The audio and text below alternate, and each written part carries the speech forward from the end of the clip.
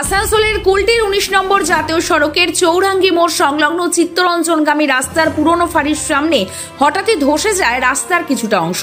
ঘটনাস্থলে জাতীয় সড়ক কর্তৃপক্ষ পৌঁছে ধসে যাওয়া রাস্তার ওই অংশটি ব্যারিকেড করে দেয়। তবে গতকাল বুধবার রাতে কি কারণে ধস নেমেছে তা খতিয়ে দেখছে জাতীয় সড়ক কর্তৃপক্ষ। ইতিমধ্যে স্বাভাবিক হয়ে গিয়েছে যান চলাচল। রাস্তাটির 2x2 মিটার অংশ ধসে গিয়েছে বলে জানা গিয়েছে।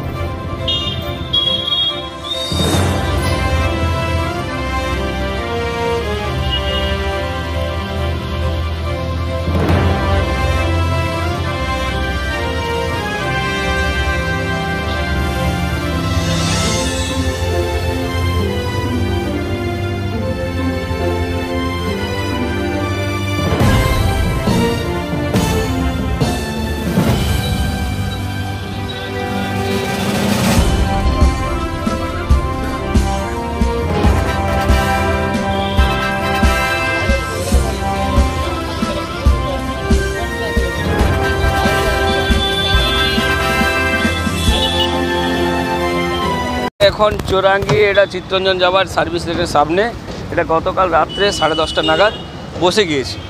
আমরা রাত্রেবেলা এসেছিলাম, আমাদের টিম এসেছিল, এসে আমরা যথেষ্ট এখানে সাপোর্ট করেছি এবং সেফটি দেওয়ার সুব্যবস্থা করেছি। এখন আমরা দেখার চেষ্টা করছি কী কারণে এটা বসে গিয়েছে।